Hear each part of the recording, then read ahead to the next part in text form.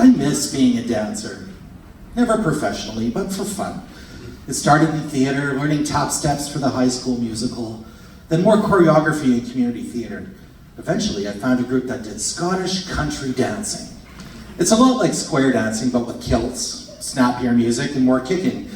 This felt like a natural progression after playing bass drum in a bagpipe band. I loved all things Scottish, even though I was fully puke.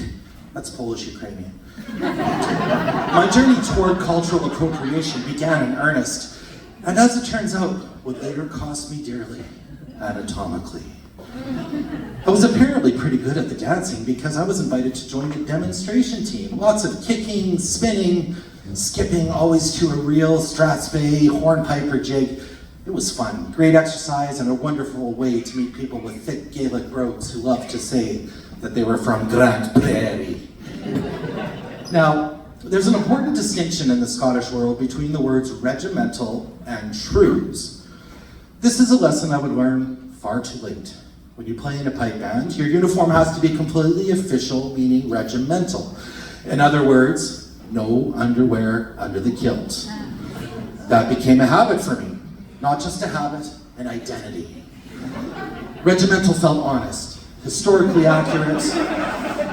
Underwear started to feel like a modern concession, like emotional support clothing for people who didn't trust themselves. I remember thinking, this is how it's supposed to be done. Brave, authentic, aerodynamic.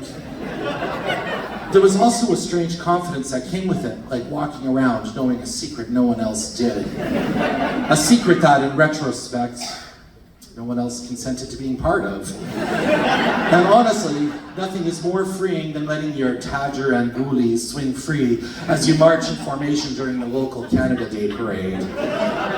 What I didn't realize, because I was young, innocent, and apparently reckless, was that there are times when being regimental is not the best choice.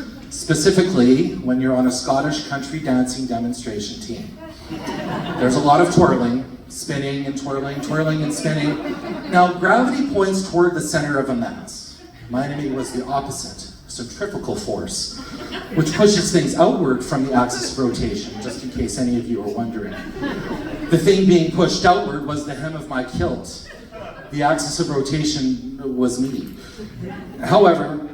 I, was completely oblivious. There was already a constant draft licking my inner thighs every time I donned the McLean of Duart tartan, so this felt normal. Each year, our demonstration team performed at a large cultural festival representing the Scottish Pavilion. We danced on a stage about 3 feet off the ground, in front of a crowd of a few dozen people.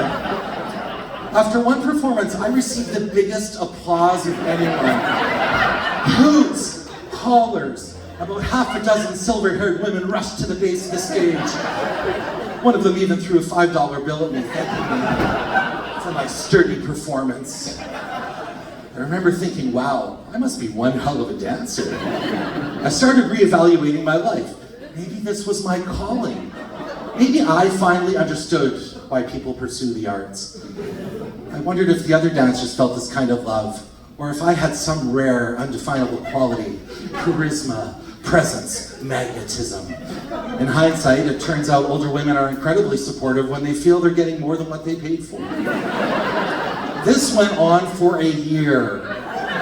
Multiple festivals, multiple audiences, multiple rotations. And the worst part, my confidence grew. Bigger spins, sharper kicks. The problem wasn't staying the same, it was improving. A full year of spinning around, exposing things that only should ever be seen by a partner or a doctor. Finally, someone in the group mustered the courage to pull me aside. She leaned in and whispered, "Kelly, you need to invest in some clues." I raised an eyebrow. Is that something I pin on my kilt? I mean, we already had words like sporran, skindu, beer fillet. What the hell were trews? She clarified in her thick Scottish brogue very slowly. Underwear. At that moment, my world went dark. I could hear Auld Lang Syne playing on an out-of-tune bagpipe. An entire year flashed before my eyes. Performances, crowds, hundreds of people who had seen me in ways that were I'm fairly certain illegal. My face burned as red as the tartan on my kilt. I turned around, walked out the door, and never returned. Because in theater, once the audience has seen everything, there's really no reason for an encore. So the eternal question, what's worn under the kilt? Nothing. It's all in perfect working order. Thank you.